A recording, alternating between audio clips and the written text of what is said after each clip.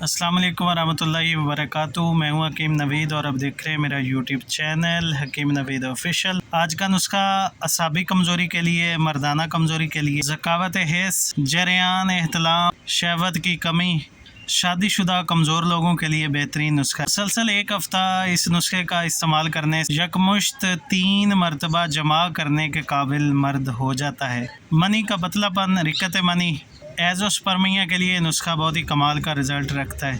Video के अंदर 2 चीज़ें दिखाई गई, एक गूंद कतीरा और दूसरा फुल मखाना। दोनों चीज़ों को हम वज़न लेकर इनका पाउडर बनाएं। रात को 1 पाव दूध के अंदर 1 चम्मच का सफ़ूफ डालकर अच्छी तरह पकाएं। 2 से 3 उबाल आने तक को रात को ढाँप कर रखें, सुबह खाली पेट खाएं। इसी तरह मुसलसल 1 हफ़्ता इस्तेमाल कर लें।